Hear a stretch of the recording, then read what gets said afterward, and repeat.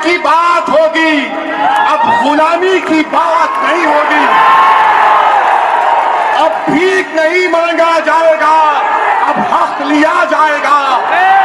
अब डर डर कर रो रो कर सिस्टियां लेकर घर में नहीं बैठेंगे, हिंदुस्तान की संविधान को इस्तेमाल करेंगे।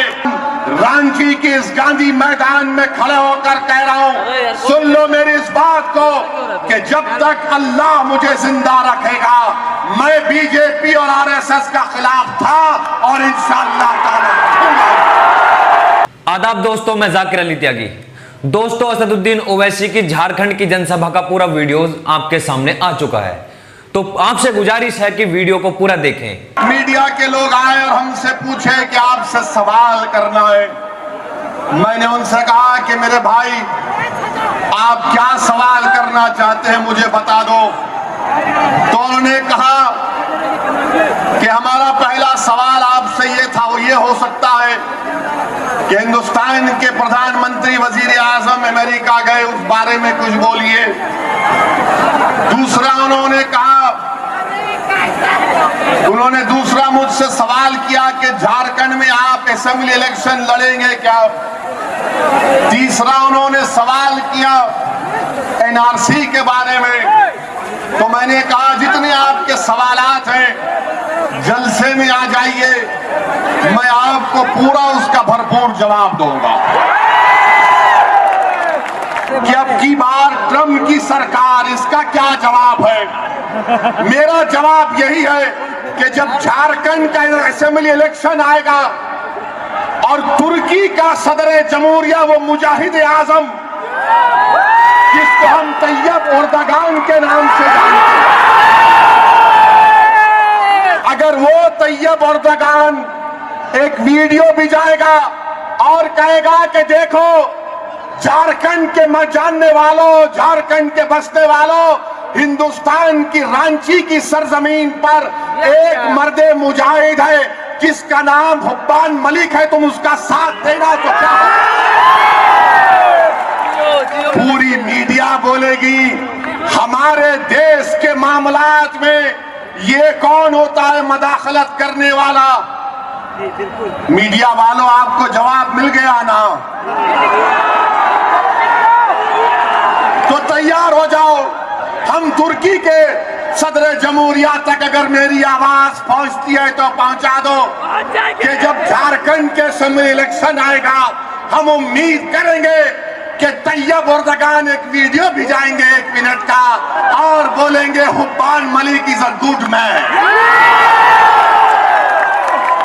पूरा टीवी मीडिया 24 घंटे हमारा निकाह करेगा, हमारा तलाक करेगा, हमारा वलीमा करेगा। आप करें तो बहुत अच्छा और हम करें तो बुरा। जो आपके लिए अच्छा वो हमारे लिए भी अच्छा, जो तुम्हारे लिए फायदेमंद वो मेरे लिए भी फायदेमंद।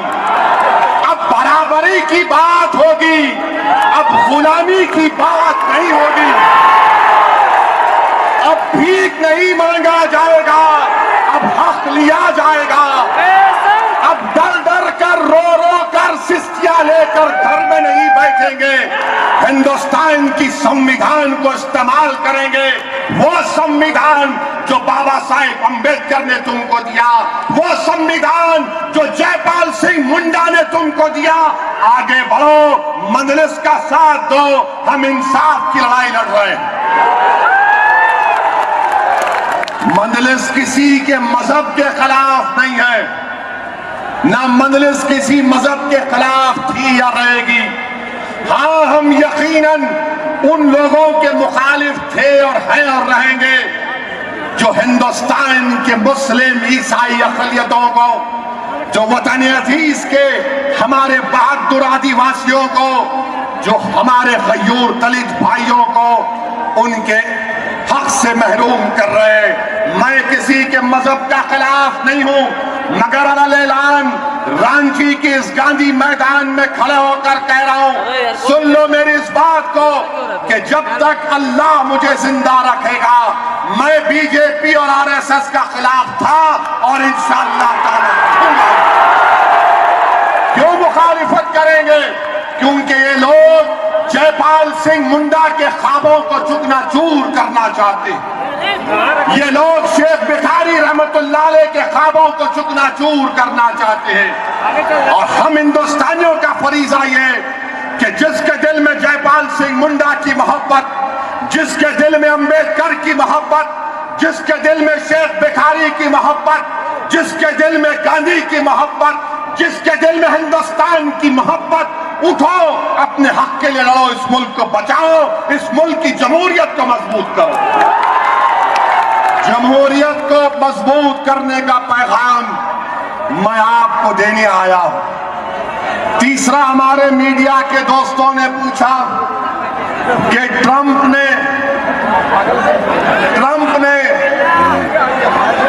कल इमरान खान पाकिस्तान के वजीर आजम से मुलाकात की, तो पाकिस्तान के वजीर आजम की मौजूदगी में ट्रंप ने इमरान खान और पाकिस्तान की तारीफ कर दी। मोदी जी, आपने 50,000 लोगों के सामने, वो 50,000 जो लोग जमा हुए वो तमाम के तमाम अमेरिकन पासपोर्ट होल्डर हैं, उनकी मौजूदगी में आपने ट्रंप की तारीफ की। हाथ पकड़कर ऐसा चल रहे थे, ऐसा लग रहा था कि दो आशिक जा रहे हैं। ठीक है, आपका इश्क ट्रंप से है, हमको उस पर कोई टिप्पणी करना नहीं। आपका इश्क आपको मुबारक, मगर ये कौन सा वन वे लव है कि आप तो ट्रंप से मोहब्बत के दावे कर रहे हैं और वो इमरान खान और पाकिस्तान की तारीफ कर रहा है। तो मोदी जी, हम आपसे कहना चाहेंगे, ये ट्रंप बड़ा चालाक है, ये ट्रंप बड़ा धोखेबाज है, ये ट्रंप इंसानियत और ये तमाम रवादारी का नहीं जानने वाला है।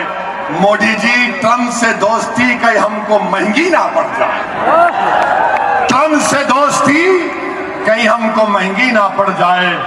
आप हमारे मुल्क के प्रधानमंत्री हैं, मैं आपका सियासी तौर पर मुखालिफ था, हूं और रहूंगा, मगर आप मेरे प्रधानमंत्री हैं। हम आपको सिर्फ बता रहे हैं, जरा ये ट्रंप से मोहब्बत को कम करिए। नहीं मालूम, अगर कल ट्रंप इंशाअल्लाह इलेक्शन हार गया तो फिर कोई और वहां का सदर बनेगा, तो फिर आपको दोबारा बहुत मुश्किल पेश आएगी। ये 3 सवालात अमेरिका के ताल्लुक से हमारे मीडिया के लोगों ने मुझसे पूछा, और फिर पूछा कि आप, ए भाई बैठ जाओ, और पूछा कि क्या झारखंड में आप इलेक्शन लड़ेंगे। मैंने कहा, ये मजमा जो इतना जमा हुआ है, ये क्यों जमा हुआ है? हम क्या कोई यहां पर नौटंकी करने आए? नहीं, झारखंड में हम अपने झंडे को गाड़ने आए हैं। झारखंड की आवाम में, झारखंड के आदिवासी भाइयों बहनों में, दलित भाइयों और बहनों में, ईसाई भाइयों और बहनों में, गैर मुसलमानों के दिलों में, सेकुलरिज्म पर अटूट यकीन करने वालों में हम अपना भरोसा कायम करने आए हैं। मैं पहली मर्तबा आया हूं, ये आखिरी मर्तबा नहीं साबित होगा इंशाअल्लाह। मैं आप तमाम से कह रहा हूं कि अल्लाह जब तक मुझे हयात देगा, जब तक मेरी जिंदगी वफा करती रहेगी, मैं तुम्हारे दरमियान में आता रहूंगा। मुझे तुम्हारी ये मोहब्बत देखकर हिंदुस्तान के वजीर आजम देखो, उन ऊंची पहाड़ियों पर खड़े होकर, उन चट्टान पहाड़ियों पर खड़े होकर एक दीवाने की आवाज को सुनने जब लोग आते हैं, तो जब दीवाना आता है तो दीवाने और अक्लमंद में फर्क यह होता है कि अक्लमंद डरता है और दीवाना किसी से नहीं डरता सिवाय अल्लाह। मुझे जब तक अब मेरी मंजिल नहीं मिलेगी मैं अपनी दीवानगी का इजहार करता रहूंगा। मेरी दीवानगी क्या है, मेरी पागलपन क्या है, हिंदुस्तान है। मेरी मोहब्बत क्या है, भारत है। मेरी दीवानगी का राज क्या है कि हिंदुस्तान का संविधान है। मैं उसको लेकर आप तमाम के लिए हक की लड़ाई लड़ रहा हूं ताकि हम तमाम मुजरिमीन को इन जालिमों से छुटकारा मिल सके। तो मेरे भाई, क्या आप हमारा साथ देंगे? क्या आप हमारा साथ देंगे? उन ऊंची पहाड़ियों पर खड़े होने वालों, क्या तुम साथ दोगे? तो बता दो सारे झारखंड को कि हम तमाम एक होकर इंशाअल्लाह ताला आने वाले असेंबली इंतखाबात में अपनी लड़ाई लड़ेंगे। अरे बैठिए, अभी तकरीर खत्म नहीं, अभी तो वार्म अप हुआ।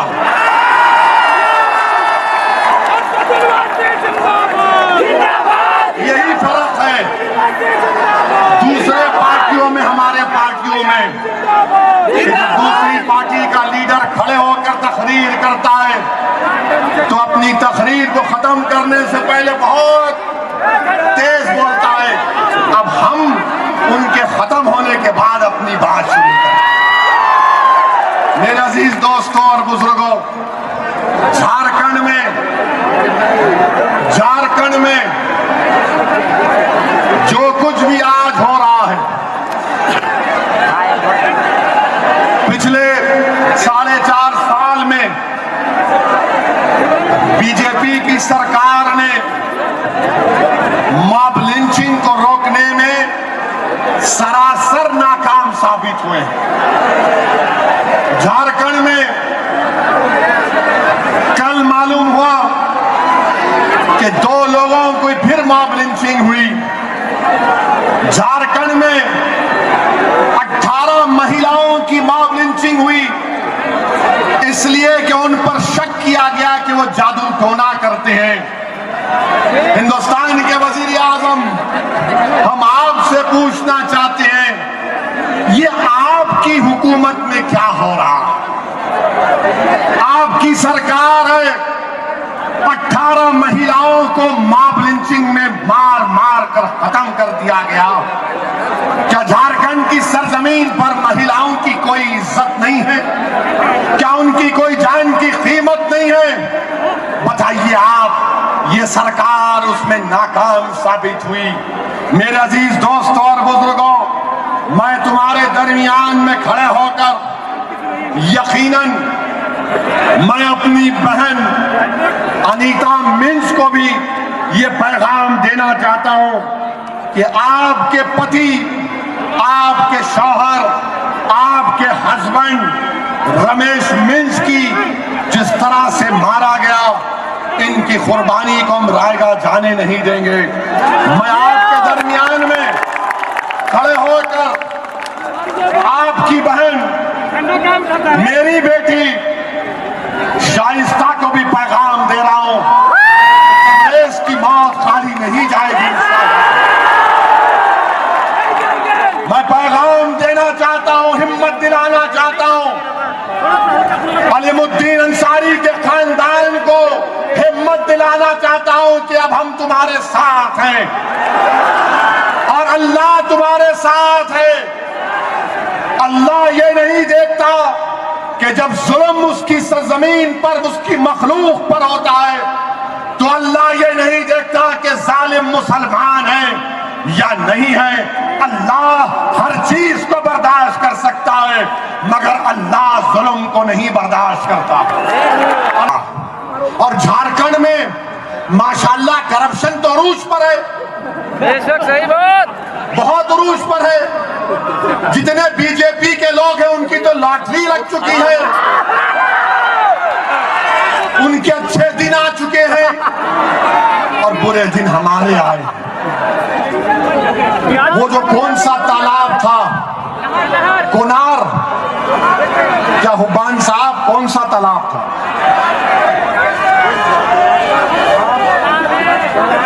हाँ, अब याद आया। हजारीबाग से एक और वाकया याद आया। वाह मेरे से भड़काऊ भाषण में इजाफा होगा।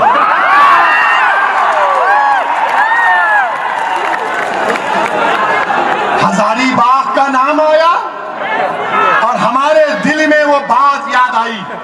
दिमाग ने हमसे कहा कि हजारीबाग नहीं, मोहतरम जनाब जयंत सिन्हा साहब ने अलीमुद्दीन अंसारी को मारने वालों का इस्तकबाल ऐसा किया कि दूल्हा आ रहा है, बहाओ फूल बरसाओ, मेरा महबूब आया। जिसको कोर्ट ने कातिल करार दिया। मोदी जी, वाह आपका इंसाफ कि आपके पार्टी का मरकजी वजीर रहा सो शख्स कातिल का फूल की मालाओं से इस्तकबाल कर। अब बात करप्शन की, ये कोनार लेक 2200 करोड़ रुपए इस पर खर्च हुए। मुख्यमंत्री जी ने इसका इनॉग्रेशन किया, इफ्तिताह किया। 5 घंटे में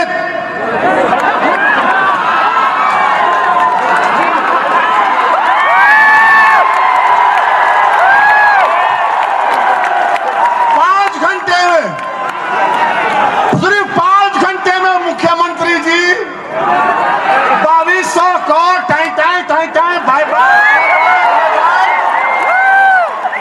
वाह, ना खाऊंगा ना खाने दूंगा।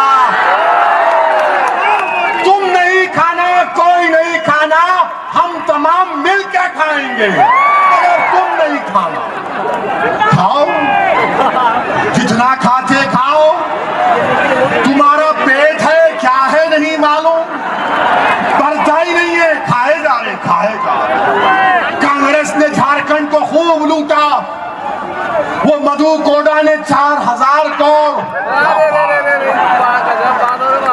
दबा पाए। 1400 करोड़ तो कहा कि एक ही कनाल में 2200 करोड़। अरे देश की फिक्र करो। मालूम हुआ कि चूहों ने सुराख कर दिया। सही बात। चूहों ने कनाल में इतना सुराख कर दिया था कि 2200 करोड़। ये दुनिया के बड़े ताकतवर चूहे हैं। ये कहां से पैदा हुए भाई? इनका डीएनए का टेस्ट होना चाहिए। कनाल को ही बर्बाद कर दिए। मोदी जी बचाओ हमको इन चूहों से। खतरा मुल्क को चूहों से है, मुसलमानों से नहीं है। ये चूहे जो मुल्क को खा रहे हैं। मोदी जी 2200 करोड़ खा गए।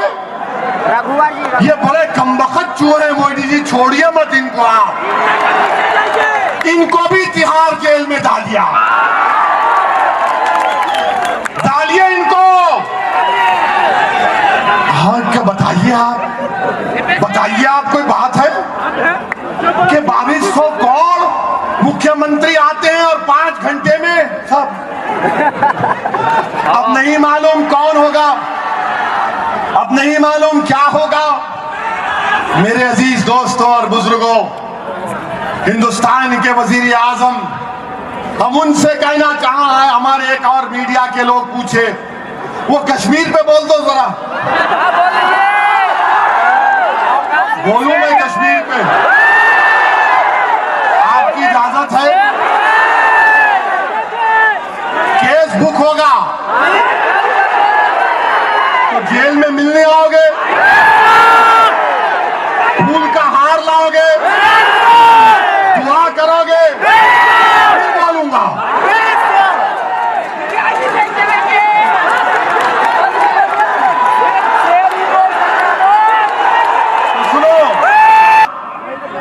तो तुम अपने पुकार कर कहोगे असदुद्दीन ओवैसी, सेलफोन तो हम लेकर आएंगे, तुम्हारी बात को रिकॉर्ड भी करेंगे और अगर मौका मिला तो तुमको दबाकर एक सेल्फी भी ले लेंगे।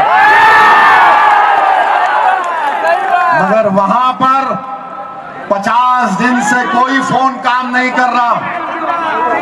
अब हम ये पूछना चाहते हैं कि जब नॉर्मल सी है तो सेल फोन खोल दो ना मोदी जी। अमित शाह साहब इंटरनेट ऑन कर दीजिए ना। 50 दिन हो गए। अच्छा 3,000 के करीब लोग गिरफ्तार हैं और मोदी जी के कैबिनेट के एक मंत्री कहते हैं कि जितने वहां के लोगों को गिरफ्तार किया गया उनको 18 महीने से पहले छोड़ देंगे। अब आप बताइए कि भैया कौन सा कानून है? फारूक अब्दुल्ला पर आपने पीएसए लगाया, पब्लिक सेफ्टी एक्ट, यानी अगर ये थानेदार साहब या पुलिस के बड़े ओहदेदार या प्राइम मिनिस्टर फारूक अब्दुल्ला से एक दिन पहले मिलते हैं पार्लियामेंट में बिल आने से पहले और फिर अब उन पर पीएसए लग जाता है। जब वजीर आजम ऐसे आदमी से क्यों मिले? मेरी शिकायत मोदी जी से, आपको नहीं मिलना चाहिए था। ऐसे शख्स से जिसको खतरा है आपने क्यों उसको अपने कमरे में बुलाया? क्यों उसको चाय पिलाई? क्यों उसको आपने पानी दिया? मेरे भाई ये हो रहा है। हम कश्मीर हिंदुस्तान का टूट हिस्सा है और इंशाअल्लाह रहेगा सुबह क़यामत तक। कश्मीर हिंदुस्तान का हिस्सा है ना, तो क्या कश्मीरियों को सेल फोन इंटरनेट नहीं मिलना चाहिए? मोदी जी सुनो इन गरीबों की आवाज को।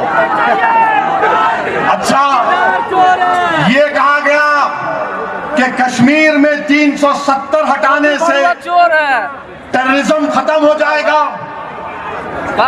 मोदी जी, बीजेपी वालों, हम आपसे पूछ रहे हैं, आज अखबारात में आर्मी के चीफ ने कहा कि जिस बालाकोट पर हमने बमबारी की, जहां पर वो जालिम मसूद अजहर का कैंप था, उस बालाकोट में पाकिस्तान से दहशतगर्द जमा हो चुके हैं। आर्मी चीफ कह रहा है कि हिंदुस्तान में दाखिल हो सकते हैं। मोदी जी, आपने कहा था नोटबंदी में टेररिज्म खत्म हो गया, 370 हटाने से टेररिज्म खत्म हो गया। ये हम नया क्या सुन रहे हैं? अब बीजेपी सरकार की जिम्मेदारी है कि पाकिस्तान से कोई दहशतगर्दी ना होने पाए, हिंदुस्तान का तहफ्फुज़ करें। ये लोग अगर आना चाहते हैं तो हम हिंदुस्तान के वजीर आजम से कह रहे हैं कि दहशतगर्दी पर कोई कॉम्प्रोमाइज नहीं होगा, टेररिज्म पर कोई कॉम्प्रोमाइज नहीं होगा। मगर ये जिम्मेदारी सरकार की है कि अगर ऐसे बुरे अज़ाइम पाकिस्तान से, उस बॉर्डर से लोगों के हैं, तो इन लोगों को रोका जाए, इन लोगों को सबक सिखाया जाए। मगर ये कैसे हो रहा है?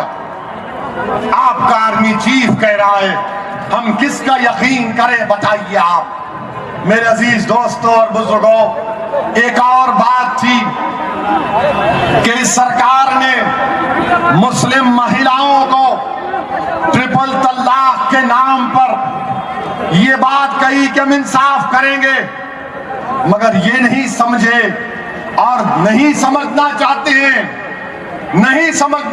हैं कि ट्रिपल तलाक मुसलमान महिलाओं का एक मसला नहीं है। मुस्लिम महिलाओं का मसला मोदी जी ये है कि तबरेज की बीवी दोबारा बेवाना हो जाए। अलीमुद्दीन की तरह कोई महिला, चाहे वो मां हो या पत्नी हो, वो अपने बेटे और शौहर से महरूम ना हो जाए। मुस्लिम महिलाओं का मसला ये है अपने बच्चे और बच्चियों को तालीम दिलाने का। मुस्लिम महिला और महिलाओं का मसला ये है कि हिंदुस्तान में अमन को मजबूत किया जाए। और ये जो खौफ पैदा करने की कोशिशें की जा रही हैं उसको खत्म किया जाए। मुस्लिम महिलाओं का मुतालबा यह है कि एनआरसी के नाम पर हमको तंग नहीं किया जाए। आज एनआरसी का बयान आया, आसाम के मिनिस्टर का बयान आया कि बीजेपी की आसाम की सरकार सुप्रीम कोर्ट जाएगी और जाकर कहेगी कि सुप्रीम कोर्ट से कि हम इस एनआरसी को नहीं मानते। और मिनिस्टर कह रहा है कि हम कानून लाएंगे और उन लोगों को शहरियत देंगे, उन सबको देंगे जो मुसलमान नहीं है। आरएसएस के चीफ का बयान आया, मिस्टर मोहन भगवत का बयान आया कि हम हिंदुओं को नहीं मुल्क से बाहर निकालेंगे। कहाँ घुसे हम लोग? मोहन भगवत जी, ये देखो इस मजलिस के जलसे में नौजवान बच्चा तिरंगा लहरा रहा है।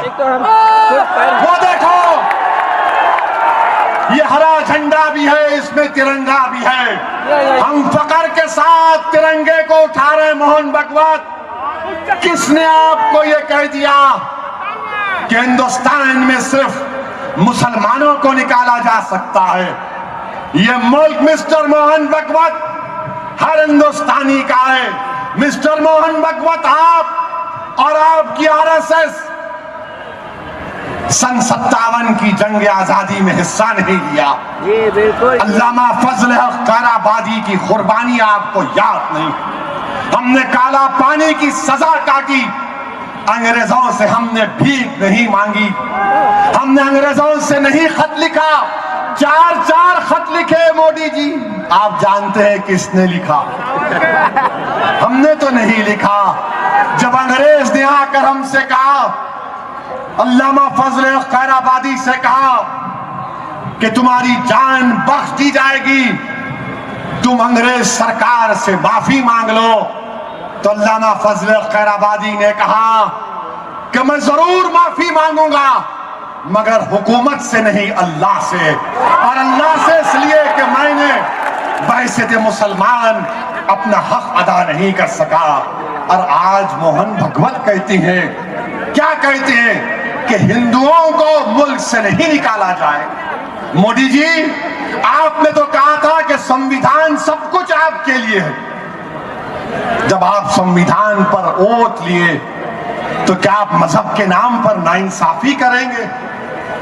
ये नाइंसाफी है और डराने की कोशिश है, क्योंकि आसाम में जब एनआरसी हो चुका, सुप्रीम कोर्ट ने उसको देखा और एनआरसी आई तो मालूम है सिर्फ 20 लाख लोग। और वहां पर क्या हुआ, जो आसाम के वो इलाके जो बांग्लादेश के बॉर्डर पर थे, वहां पर तो मुसलमान पूरे एनआरसी में नहीं थे, सब हिंदुस्तान के शहरी हो गए।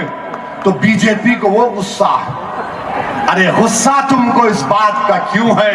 अरे हम इस वतन के शहरी हैं, हम घुसपैठी नहीं हैं, अमित शाह दीमक नहीं है।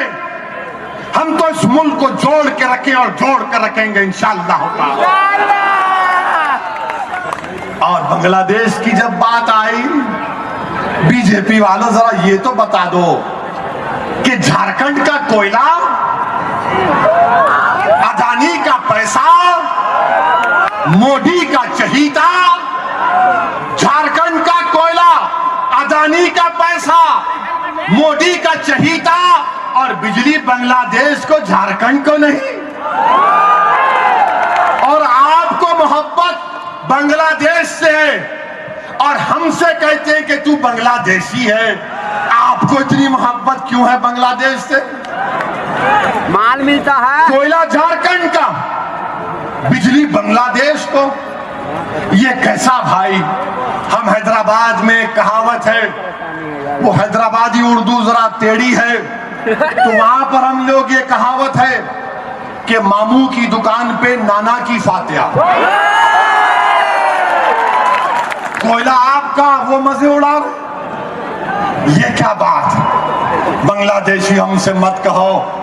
हाँ, अगर आपको लोगों को लेना है ना, ये हमसे कहते नौजवानों, ये बोलना इन संघ परिवार के लोगों को, जब तुमको कोई बोलेगा अरे तू बांग्लादेशी है, तू बाहर से आया, तो उससे बोलना देख मेरी एक बात सुन ले,